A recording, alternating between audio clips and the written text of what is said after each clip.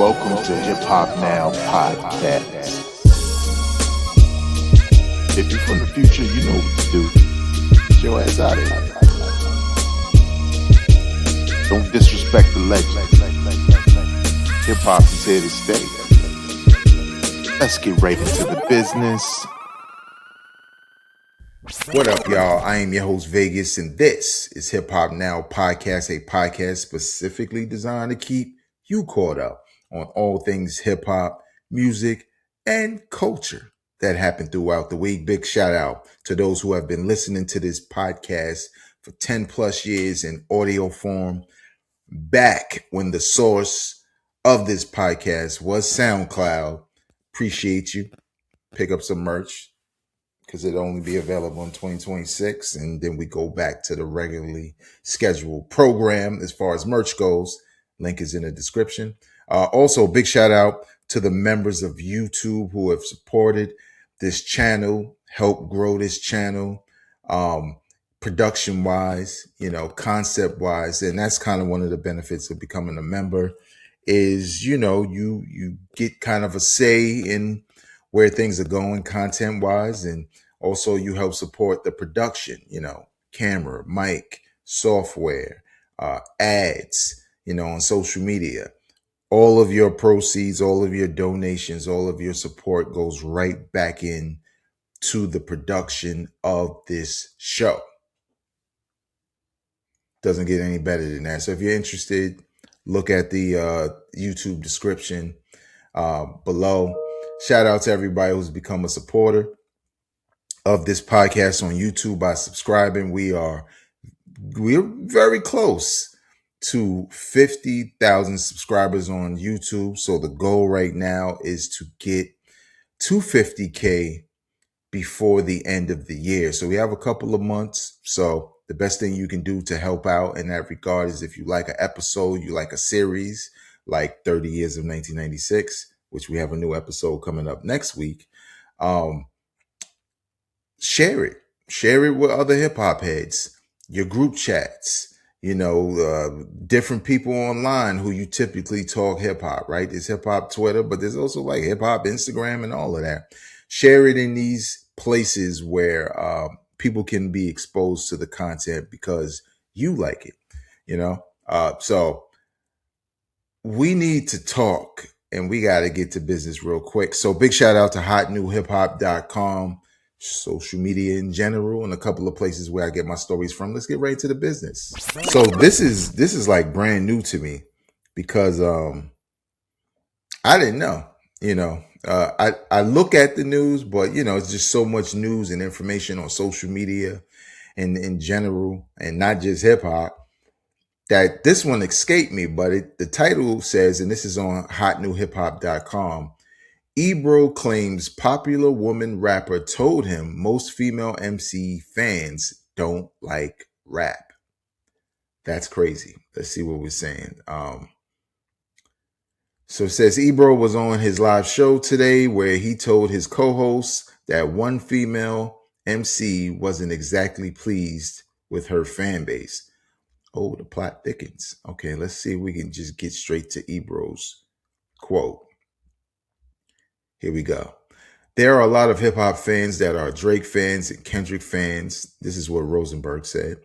But there's also a sect of Drake and Kendrick fans that are not hip hop fans. They were just rooting for them in a battle. They're like team supporters. So let's see what Ebro said following that. There's so many ads on this site. This is Ebro. Now, there's audio, but I'm not going to play it because I'm going to just keep it 100 with y'all. Like, sometimes it's a pain, but I'll quote it. This is Ebro talking about the female MC who told him that female fans don't really like rap, even if they're fans of this female artist. She said the problem that a lot of women who rap have is that most of the fans who like women rappers, they're not hip hop fans. They're fans of that woman, her aesthetic, where she's from, whatever. She was like, I grew up a hip hop fan. I want all of it. The ratchet stuff, the smart stuff, the street stuff, the pop stuff. Now, I know why he would avoid saying who this is, because we all know sometimes there's a quote or statement, or depending on who the person is, it may bring some unwanted attention. But I think the benefit was that last line from this female MC, because that is the description of a B girl. A B girl is a hip hop head. They don't care what it is. They don't care if it's male, female. They there for the bars, like she said. They're here for the ratchet stuff, the street stuff. They're here for all of it. But to Rosenberg and Ebro's point, or this female MC's point, is so true. There's so many casuals in the game commenting on the game more than ever. And it has a lot to do with social media and feeling like you play a role in the conversation, no matter how significant or low. People want to join in the conversation. And that's great, because that's what's at its core. That's what social media is for, right? For you to kind of congregate and talk about things. But there are a lot of people who aren't as invested as they would like to say. And that's where you get into the fake shit. Yes, we curse on this podcast now, or at least this one. But you know what I mean? It's like it's more important to start the conversation, right? Because then you could be like, yo, this tweet went viral, and you feel like you had a little celebrity status because of social media. And it's fine, I get it. A couple of people who you're fans of, or important people in the community of hip hop, like your joint, retweet, start talking to you, follow you, whatever it may be, it can feel good because you admire them. So you're excited that they admire you. But there's so many people who are thirsty to even be at that level that they will spend every day. I'm pretty sure during that battle, on both sides, right? I'm a Drake and a Kendrick fan, right? It wasn't really about picking sides. I just wanted to see the battle, right? I'm sorry, I'm from the hood. I want to see the fight. You know how like sometimes the fight go down, two of the people, you don't break it up real quick. Like, hold on, let me see real quick. Let me see what happened. And when they get too serious, that's when you break it up, right? Uh, that's how I felt as a fan of Drake's music and a fan of Kendrick's music. Now, Kendrick's style and everything else is probably closer to who I am, what I relate to, than Drake's. But at the end of the day, for me in my life, they're both still entertainers, right? Some people don't feel that way. Some people feel like they got to pick a side. They like they especially pocket watching. They think Drake got more money, and that's something they like. They on Drake's side. They like his songs better, understand his music. They on that side.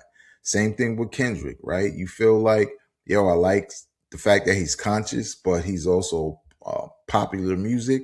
That's what I'm talking about. And it just turns into, casuals and stands and fans and hip hop heads and just a whole battle. So going back to her specifically pointing out female fans of hers, it's also true, but it's not exclusively true when it comes to the females, because there's a lot of guys who do the exact same thing.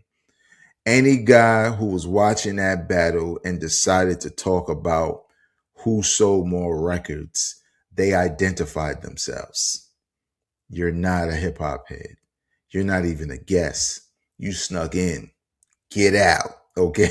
So, I mean, at the end of the day, that's kind of what it is. And it's unfortunate, but it's where we are. Because I remember there was a shift in the early 2000s, and shout out to the homie Ock. We used to talk about this when he was hosting the Baltimore show, Strictly Hip Hop, on WEAA 88.9 FM, that I once was a host of as well. But we were talking about that shift, like, yo, these kids coming up, and this is not even the kids now, like they're adults. Like these kids coming up, they just care more about how cool somebody is. They don't care that Rick Ross was a CO. So, I mean, I don't care either. But back in the days, that would have been a death kiss to Rick Ross, right? Not that rappers need to commit crimes in real life, because then they all would be locked up. But to just know that he's talking this way and he was a CO, that would have been it. But there are people who, again, like his aesthetic. He's rich. They like his status. They like the people who he's connected to. So the music is almost like last on the list. And I could see that for some female fans. So the only thing I'll say that's wrong about that statement is that it only signaled out the female fans, when same goes for the males, and not just with male artists. Some of them just like styles, right? You know, you may prefer what Bahamadia and Rod Digger were compared to Little Kim and Foxy. Everybody rapping, everybody got dope songs, but you may prefer that, or vice versa. So I don't know. Leave your comments in the comment section below. Let me know what you think about that statement. It'd be dope to know who told Ebro this, but I get why he didn't put it out there. So next. So the game has been teasing for a little bit that another sequel to the documentary was on the way. This being the documentary 3. Yes, there's been 3 of them. I know some people like, what? 3? I thought he just had the 1. No, there's been 3, or there are 3 now. And y'all know how I do when it comes to reviews. I give it basically, I listen to it 3 times. First time, impressions. Second time, I'm going to listen a little deeper to lyrics, concepts, all that good stuff, beats. And then the third listen is just to confirm my thoughts. And for those who need a quick review, it's okay. Could have been better. Trim some of those songs off and make one album instead of a double album. Could have been better, but it's cool. So the documentary 3 by Game, which is now released, is essentially a double album, similar to the documentary 2 or 2.5. I think that's the same thing, but I don't know. Game just be doing too much. But there are basically 24 tracks on here, double album. The album comes in at 1 hour and 28 minutes. Features there are a lot of features on here, like Black Thought, Marsha Ambrosia's on here. Who else? E40's on here. Production from Mike and Keys. Who else? Cool and Dre has some production on here. Party Next Door is on here. Spoiler alert, that was a straight up skip. I didn't even hear the end of that record. Kanye's on this album. Drake's on this album. Lil Wayne and Snoop Dogg. And there are a couple of other people on here.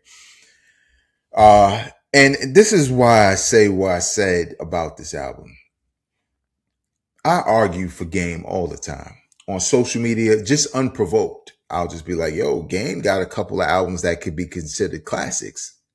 1993, go look it up. Very dope album. I'm just saying. Very dope album.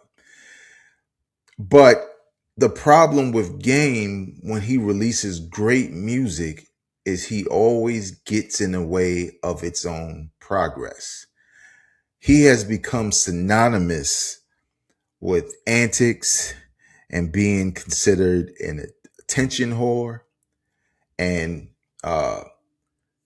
SEO raps, if you know what I mean, algorithm chaser, or let's just keep the things going, like algorithm aggressor or whatever, you know what I'm saying, adventurer, whatever way you want to slice it.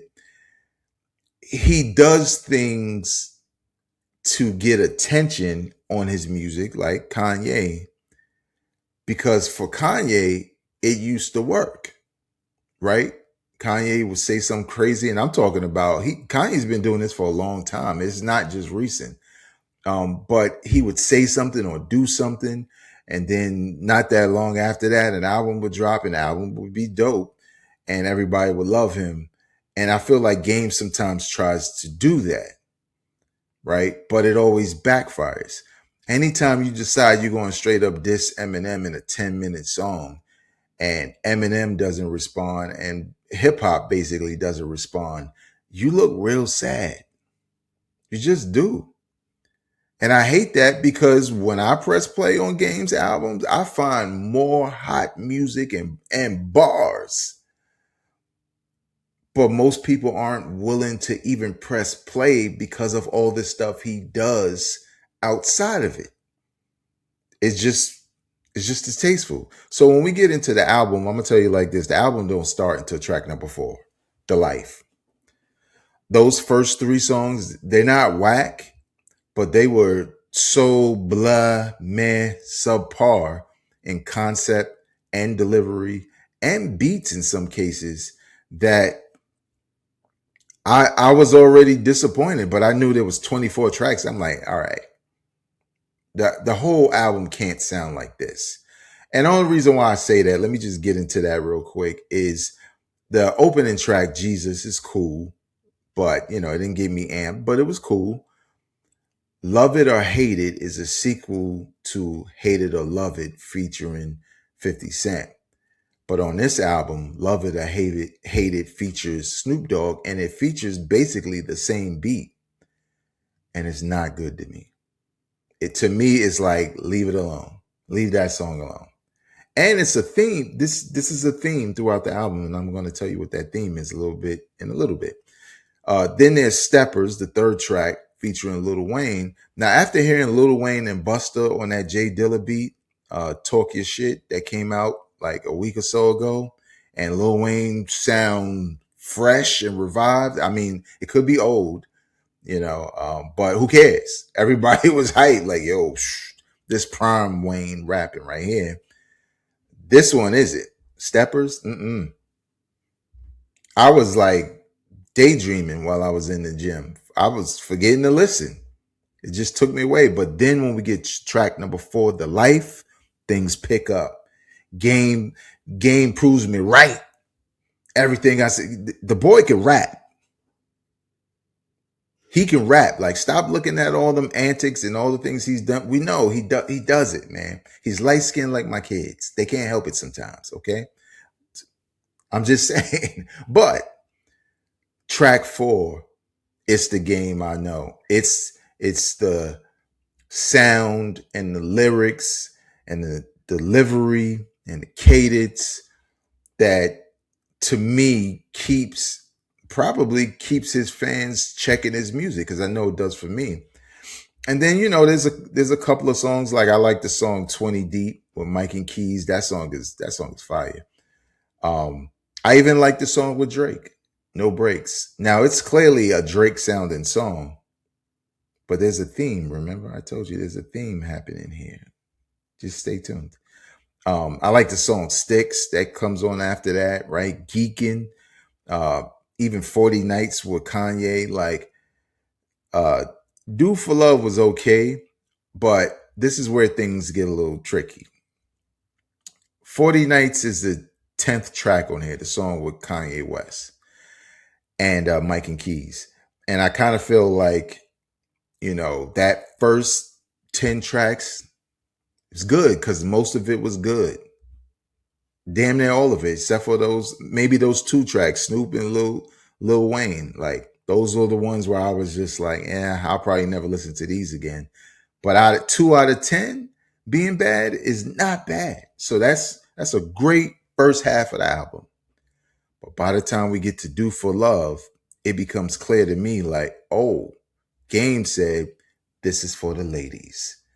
Because several of the tracks, not the rest of the second half, he does get back into his bag towards the end, but definitely track 11 to, let me see. It kind of mixes up, but trust me, it's a lot more tracks that are for the ladies, starting with track 11. Do for Love was cool, but again, all I could think of is Tupac, You just sucker for love. And like do for love, and this just isn't. Or it says, "Do you love me?" My bad. I'm thinking of a sample I heard on here. "Do you love me?" I like "Do you love me?" I like the concept. I like the way they laid the song out. It's once you get to the "Run It Up" song with Leon Thomas. Now I like Leon Thomas a lot, but there's a part of me that feels like, and here we go with the themes, that Wale had the perfect rap R&B nostalgic 90s R&B style album last year. That's what it. So now when I hear samples or anything referencing something from that album, and not that Leon Thomas hasn't been on everybody's album, and not that Game hasn't done songs like this before, I start to feel a kind of way, not because that one song, but because there are way more after that. So right after that, "Party at Games" featuring Party Next Door, that was it was the only one I didn't listen to straight through, because I was like, man, this is garbage. And I skipped it after a while, right? And then the song "Baby" comes on, and I'm like, oh man, we in full on For the Ladies mode. And again, not the worst song, but it started to take away from the momentum of that first half. Then "In the Way," which features Tiger, and I was like, can we stop? The ladies are tired, okay? And then there's a song called "The Part" that is clearly a GNX style record, and it also features Lefty Gunplay. That song with Drake was also kind of like a GNX style. Now, I'm not saying Game has never made or rapped over these types of beats, but it just reminded me, and Game reminds you throughout the album by mentioning GNX about 5-6 times. The same thing. He mentions Kendrick about 5 or 6 times. Not diss records, right? But just acknowledging like the difference between those two. And on one song later, acknowledging that, directly acknowledging that him and Kendrick have no beef, right? But here you are making all these GNX references and GNX style songs, and now you got Lefty Gunplay. Not saying you never recorded with him, but we know what Kendrick having him on his album did for Lefty Gunplay. Okay, I think he won a Grammy. Yeah, he actually did win a Grammy. So after that, it's a joint called "Hella." That features E40, and the Game starts out rapping like E40. There's the theme again. I'll get to the theme at the very end. Watch, but you should be able to catch it. What I'm saying. "Nothing to Hide." I ain't gonna lie, I don't even remember that record, but I think it was cool. "L.A. Monster," I kind of like that joint. Then Game has a song called "Meet the Parents." Y'all remember Blueprint 2? Jay-Z, probably one of his best storytelling songs of all time. Game has a song called "Meet the Parents." Now, what I do like about this is the fact that the Game shows a lot of emotion, and his story is a lot about his life. And I think this is probably Game's most honest record to date. Like, you know how I say, like, he gets in the way of himself and kind of comes across as an attention whore and blah, blah, blah, and all these negative things that suggest there's some insecurities in him. And insecurities can come off of based off experience. We're not all Teflon Dons and Shields. I have insecurities as well, but I like the fact that he used that concept to express his own feelings about his parents and neighborhood. And, you know, it's a lot of things you heard before, but he has a lot of emotion behind it. So I felt like that was a dope record just for the power behind it, albeit the same title as Jay-Z's song, "Meet the Parents." Theme, okay, just wait. Just wait. The Pen, he got some crazy bars on here. I'm not gonna lie. At first I was like, okay, The Pen. There was one line, I can't even remember it, and I was like, ooh. I like that. And it reminded me what I said. Like, y'all be sleeping. The boy can rap. He can rap. Not that boy, not that Canadian dude. This one, he can rap. He can get busy, but he just gets in his own way sometimes. Then the Cookout featuring Larry June. I am not the biggest Larry June fan, but this one's cool. I like Larry June over some real West Coast sounding stuff, right? Or I do like him as a part of like the album that was out earlier this year with I think Spiral Staircase with Alchemist, Currency, and Larry June. This record was cool. I Won't Be Afraid, I believe, has a Sade sample, features Black Thought. I think Black Thought is on a hook. I can't remember if he had a verse. This is a double album. I haven't listened to a double album. I had to listen to a double album 3 times in a row. Okay. But it's a cool record. The last record I really like. It's called Game Recognized Game. It features Marsha Ambrosia and Celavi or Celavi. I don't know how to pronounce her name. But this is Game taking a concept of Game in 2026, talking to Game at the start of his career and throughout his career. And it's more of a I'm immature and I'm mature. Now we know you're not mature because you keep doing these immature moves before every album. But if you didn't know anything about all those antics and you just listen to the music, this is a dope record. This is one of the best because a lot of rappers have kind of done the especially I'm talking more so like famous. If we don't know who you are, dog, we don't know what you were like when you were a kid unless you got a great story. Okay. But him talking to himself, his younger self, and referencing the things he went through his life is dope because you get young Game's mindset, which you kind of know, right? Like with the 50 Cent G Unit situation, you kind of know him. But then you get older Game that gives you his perspective on those decisions today. And I think that's very dope. Now, theme wise, somebody just did this.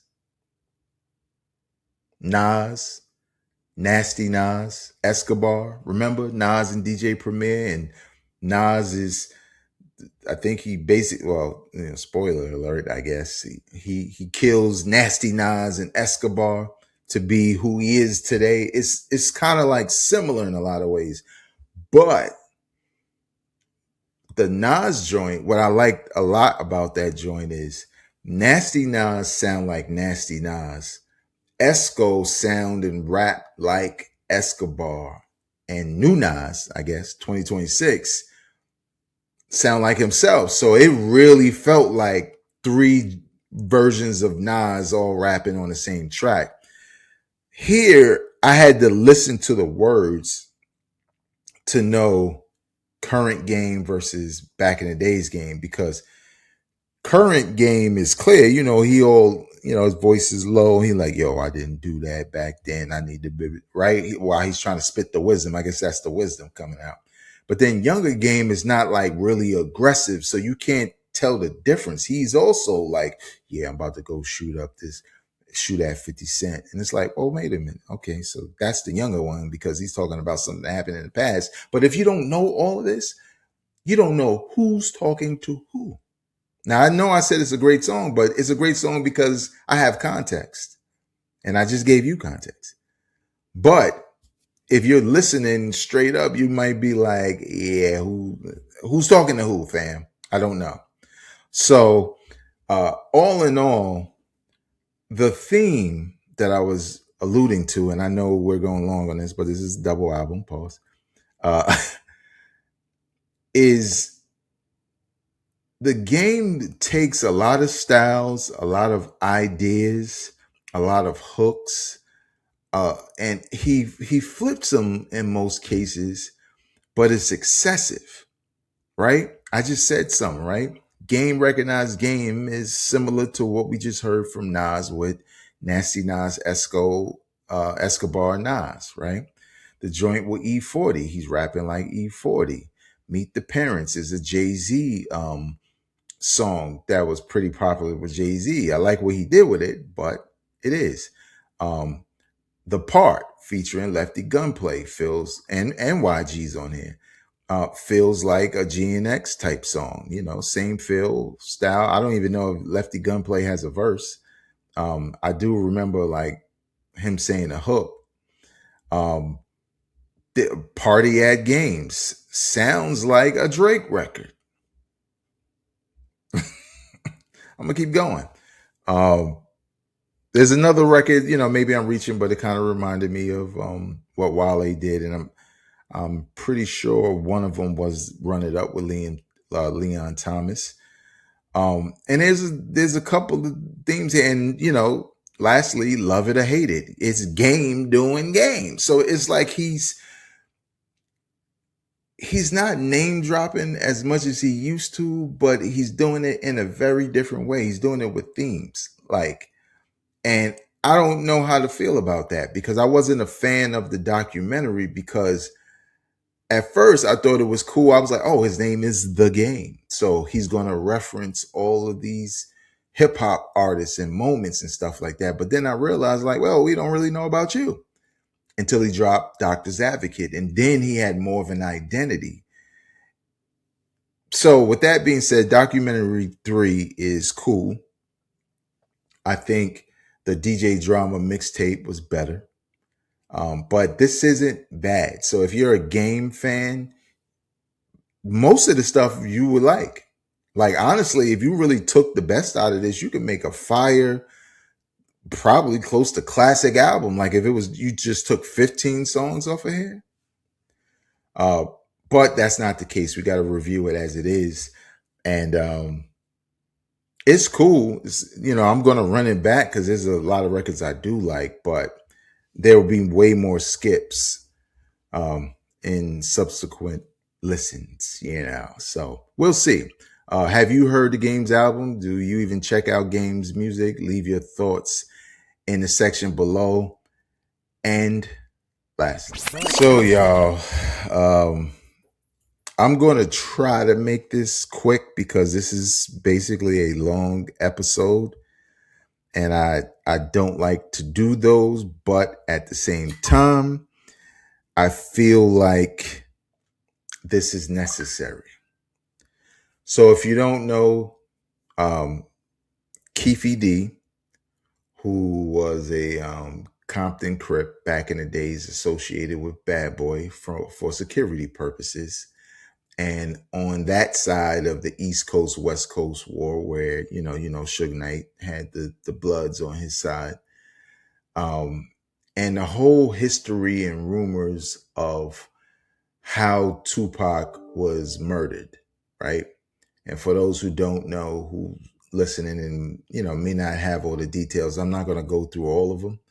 But essentially, the events that really led up to it is, one, the tension between both camps, really Suge and Diddy, that you know how that goes. If you both running with entourages, the beef is on. And there's so many things that happened in between that showed you that there was no love on that, on the other side, especially once Tupac came to Death Row. That's Tupac kind of rung the alarm on beef with Bad Boy.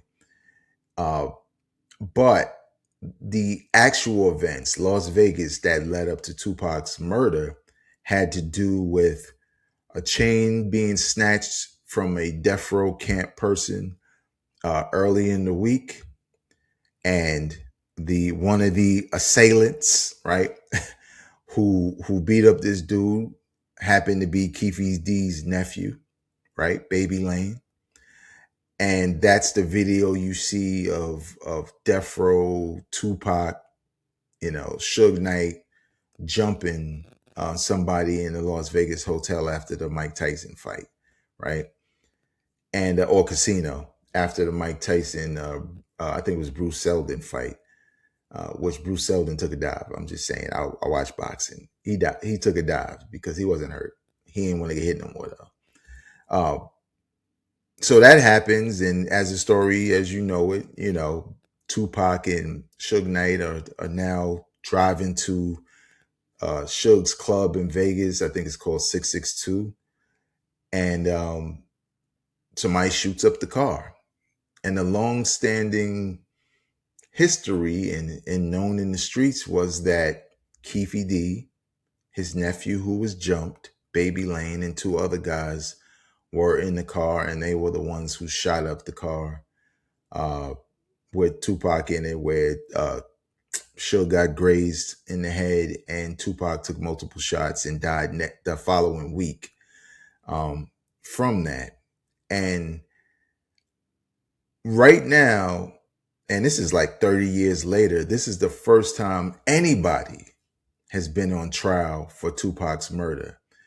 And if you're asking yourself, like, damn, it took 30 years for that? Well, yeah, because the rumor is that crooked cops were involved in some way. And there was one theory that they did the shooting, but mostly in the Biggie murder, which is also connected. But then also them knowing something was going to happen and letting it happen is the theory, right? Or the word on the street. Now, I know you ask yourself, 30 years later, what's going on? Where is everybody? Everybody in that car that's allegedly shot up Suge Knight's car with Tupac in it is dead, except for Keffe D. And in most cases, died a long time ago, especially Baby Lane. And the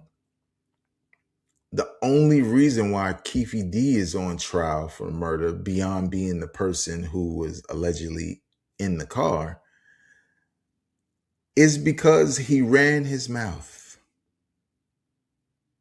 And I just have one example of that. So Keffe D, when he was released from prison on something else a few years ago, he released a book called Compton Street Legend, Notorious Keffe D's street-level accounts of Tupac and Biggie's murders, death row origins, Suge Knight, Puffy Combs, and crooked cops. They put all that SEO in there. They want you to look at that title and be like, oh, I'm buying this. And for those who are wondering, I didn't buy this. Are you crazy? I'm not supporting that man. He killed Tupac. You know what I'm saying?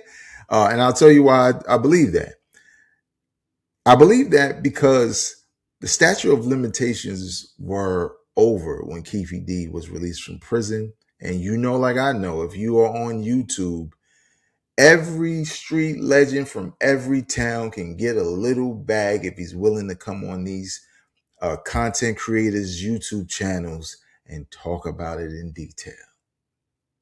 So it's a way to come out of jail and get a bag right away.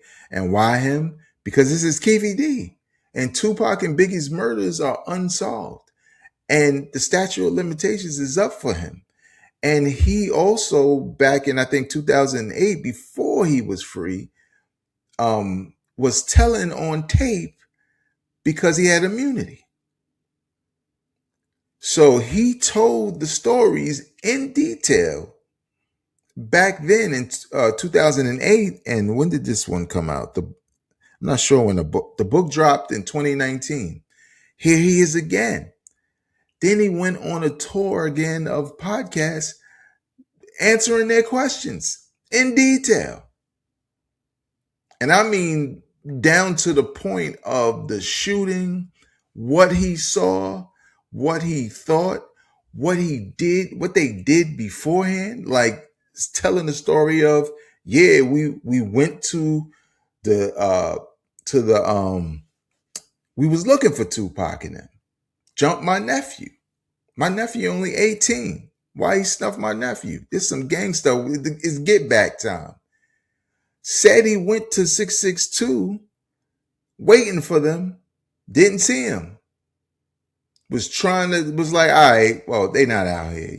We catch them another time. Let's bounce. Then said he heard some chicks saying Tupac, Tupac. And then he like, oh, there they go right there. And then they went and shot up the car. This is Keffe D telling us in the book, in interviews. You can just you can go right to YouTube and like Keffe D said, and you will find everything he said. And there's some of those videos you're watching and say to yourself, this gotta be the dumbest. Well, after that book and podcast YouTube tour, the cop said, oh, you think you are way away? We coming to get you. And he'd been in prison ever since, or he'd been in jail ever since. And now he's on trial when there was no trial for like 30 years. And one of the key things before I just say a little bit about what I've seen in the trial is I remember an interview with Suge Knight, and Suge Knight said, you solve one case, you solve them both. Suge Knight don't want to snitch. He definitely don't want to be called to the stand. But that says a lot. And Keffe D had already said a lot, right? So I'm going to just tell y'all real quick from the book perspective, because I read it. And his name, by the way, is Duane Davis, a.k.a. Keffe D.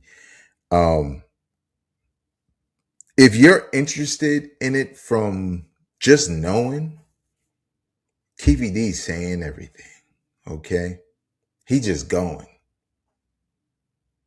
He just keeps going. And then kept making me turn the page. Like, I can't believe he said that. I can't believe he said that. I can't believe he said that. It was the same thing from the interviews.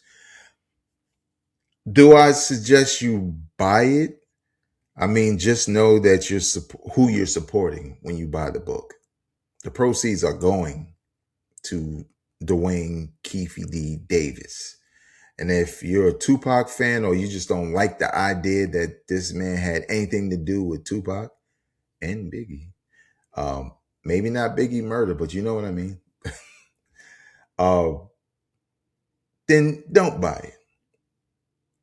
Or get it the way I got it. 5-finger discount. But I'm just saying, I wasn't going to support. I'm sorry. I just had to say it. I mean, if they going to knock on my door, like, hey man, you stole a digital book, then I'll pay the $10. So what?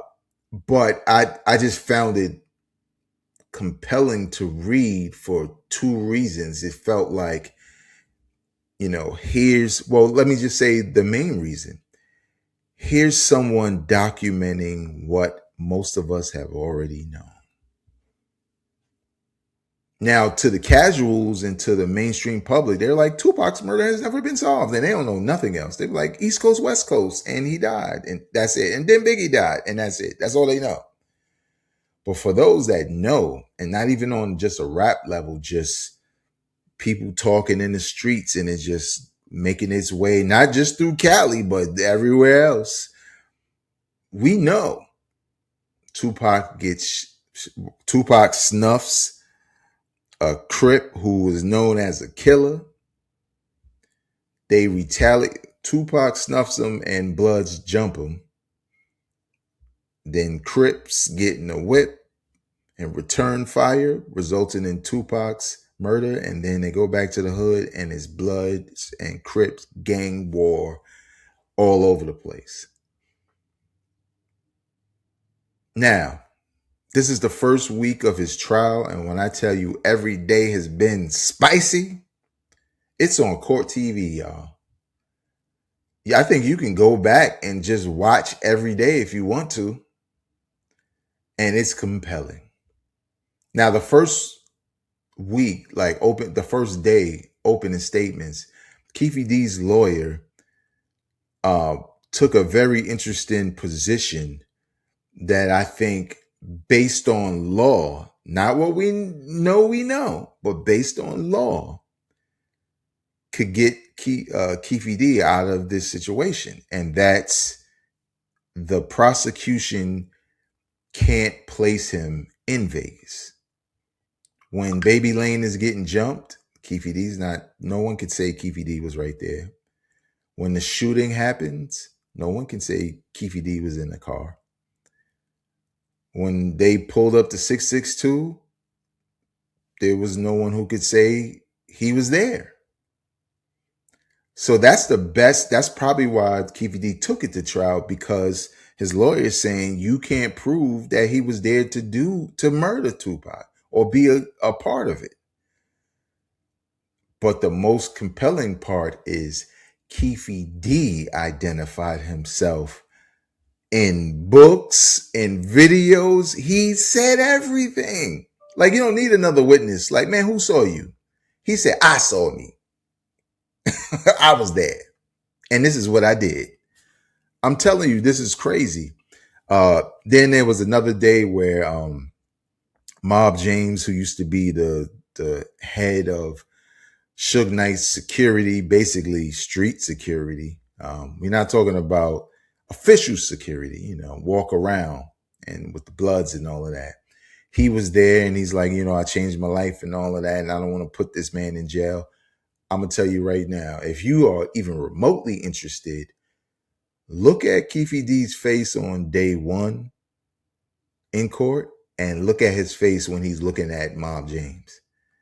When I saw his face, I was like, okay, so that's what the West Coast means by Bloods and Crips and its internal war, because my God, I never seen somebody have so much hate in a courtroom where you're locked up and you can't even get to them and you're both old, but you still have this hate in your eyes. And Mob James was like, even though we don't like each other, I'm not trying to send you to jail. Keffe D didn't flinch. He was just, you can't see it because of my hat, but he was like stoned. Like he wanted to, like you could see the history of their relationship, which is all negative, in Keffe D's eyes. And you could tell Mob James is over it because he's lost a lot. And I think that's why he is where he is in his life. But Keffe D's face was like, I don't forget. So that was interesting. And then, there was cops from the scene. For those who don't know, like Tupac was, he was shot up. And when the cops got to the scene, he still was coherent enough to talk. And one of the cops who rode in the ambulance with him was like, do you know who did this? And he was like, nah, we'll take care of it. Tupac crazy. And remember, there was a one bicycle cop who said, hey, I'm with the police and blah, blah, blah. And what Tupac say to him? Fuck you. Like he's shot up and he's still talking like this. Right.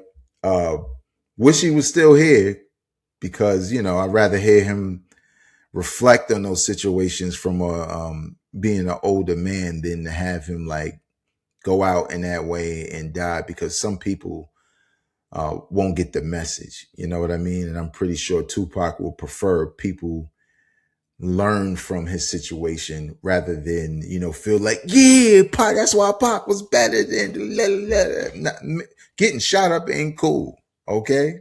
You will never make that cool to me. But I kind of feel like looking at this situation and what I read in the book and what I watched in those videos, I don't think Keffe D is coming home. And if Keffe D is found guilty, you know who else not coming home?